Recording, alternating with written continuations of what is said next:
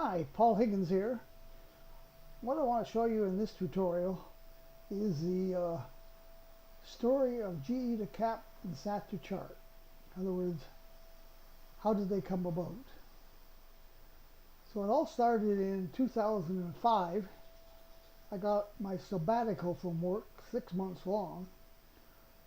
So what I did is I took my boat, Good Day 2 here, a 35-foot sloop, and went with my buddy Bill here, and we shipped the boat on a truck to Florida because we've only had 6 months, and we ended up shipping it to Fort Pierce in Florida here. It was supposed to go to Fort Lauderdale, but there was a hurricane and we had to bring it to Fort Pierce. So from there we did our first Atlantic entrance out in the ocean here, and we sailed down eventually to Marathon down here in the Keys. And from there we spent a lot of time there, but we finally decided to take the chance and do a crossing to Cuba.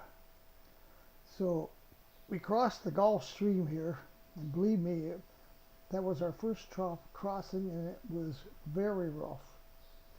We ended up going to Varadero here, spent a couple weeks in Varadero, and then we ended up going to Marina Hemingway over here, and we probably spent too much time there.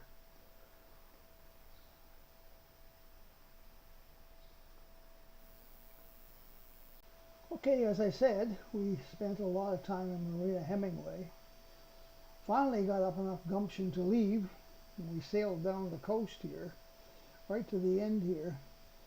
And we met some fantastic people here. They were living in houses here, and they were fishermen, and they treated us to a huge banquet of lobster and fish, and we reciprocated with a lot of rum.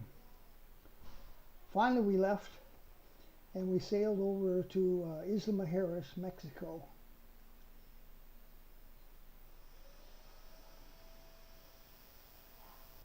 When we got to Isla Mujeres, we found out there was a bunch of sailors there who were quite concerned with a solo sailor who had left there a couple weeks before, and he sailed down to Puerto Morelos down here, and he ended up on the reef. I said he was a solo sailor. He had problems with his legs, so I don't know how he made it that far. But he sailed down here with his dog, and sailors here decided to go do a rescue operation because he was running out of water and food. So myself and Bill and another boat, and I wish I could remember the name of them, we decided to do a rescue mission and sail down to Puerto Morelos and help this fella out.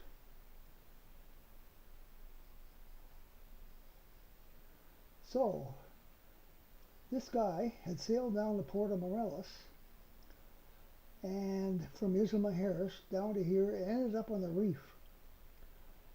So Bill and I and this other boat going down here, and we spent a couple of weeks there. Actually, if you go into Google Earth right now and go to the historical imagery back to 2006, you can actually see the boat there. This is what it looked like.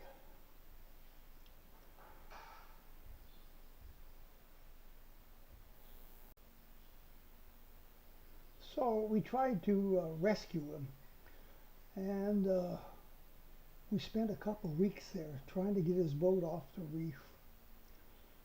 But unfortunately, his boat was one of these ones from Europe that has a double keel. So when we tried to tilt the boat over on its side so we could drag it, it would just go onto the other keel. So we spent a lot of time trying to do that. And he had a beautiful dog, beautiful Labrador dog. And one thing we did was we took them all ashore because this dog would only relieve himself on shore. So we took him on shore, and finally the captain decided to abandon the boat. A tugboat had come along and offered to pull him off the reef, but he wanted $15,000 American, and he didn't have it. So he decided to abandon the boat, take his dog, and sail back to, or fly back to Switzerland. That was the end of his sailing dream. Before he left, the captain said, "I want to reward you guys. Go through the boat and take anything you want." So I went through the boat, and it was filling up with water, even though it was a steel-hulled boat.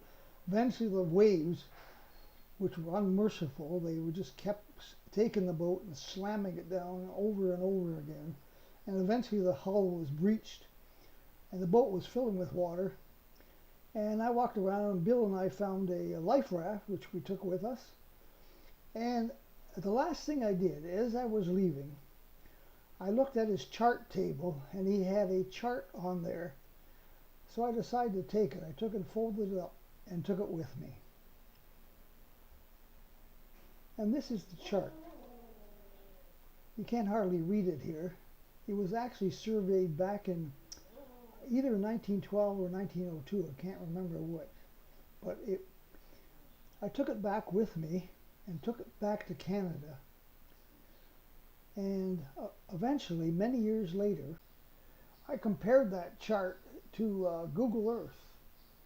And I found out it was off both in latitude and longitude by at least a couple of nautical miles. So the problem was, he was sailing using this chart. And if you look at Sat2Chart or SAS Planet here, here is what this looks like today. And he went aground right here. Now, I guess when he was sailing down here using that chart, it was probably very calm. And when it's calm, you can't see these breakers on here, but just if there's any breakers, you can see them smashing onto this reef here.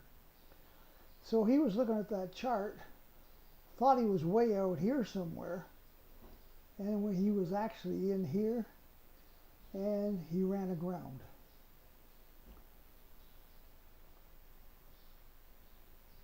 So in 2011, I found that Google Earth had a very good interface that you could move the map and get the coordinates and everything from it. So I decided it would be nice if I could make a chart from Google Earth. So I wrote the first version of GE2KAP, version 101. And I went on the internet and asked if anybody could help me test it. And I got a very good volunteer, Terry Sargent, who was living on his boat, Valhalla, and he was living in the Philippines on an island there, and he had volunteered to test my program. So Terry has been testing my program from 2011 right up till today, 2025. He's been testing it all these years and doing a great job. So that was the first version. Now around 2015, Google Earth decided to turn off its interface, which made it very difficult to create a chart. So fortunately, we found another program called SAS Planet, and we started using it to create charts. So Google Earth was out. You can actually still create charts from it, but it is not very easy. But you can do it. But what we're going to use now is SAS Planet. And Sat2Chart is going to be using SAS Planet, so we had the first version of Sat2Chart to come out.